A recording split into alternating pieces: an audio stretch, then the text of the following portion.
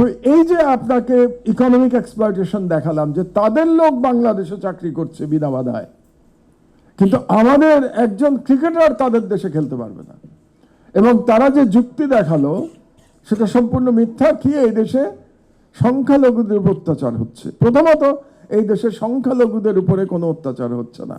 হ্যাঁ, কোনো কোনো সংখ্যালঘু আক্রান্ত হয়েছেন, নিহত হয়েছেন, এবং যেগুলো হয়েছে সেগুলোর আমরা তীব্র নিন্দা জানাই, তাদের সাজা দাবি করি আমরা। কিন্তু অধিকাংশ ক্ষেত্রে এই যে অত্যাচারগুলো হয়েছে এটা পলিটিক্যাল কারণে হয়েছে অথবা ইকোনমিক কারণে হয়েছে, আইদার পলিটিক্যাল আর ইকোনমিক।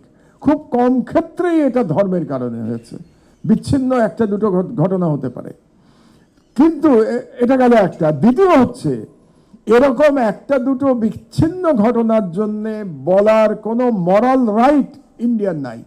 কারণ পৃথিবীতে সব থেকে বেশি জুলুম সংখ্যালঘুদের প্রতি যে দেশে করা হয় সেই দেশটির নাম ইন্ডিয়া।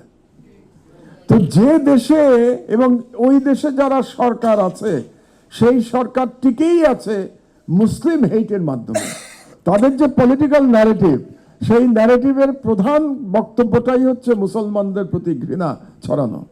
তো যে দেশ নিজের দেশের সংখ্যালঘুদের উপর অত্যাচার করছে সেই দেশ আরেকটি দেশের সংখ্যালঘু নিয়ে কথা বলার কোনো মরাল রাইট রাখে না।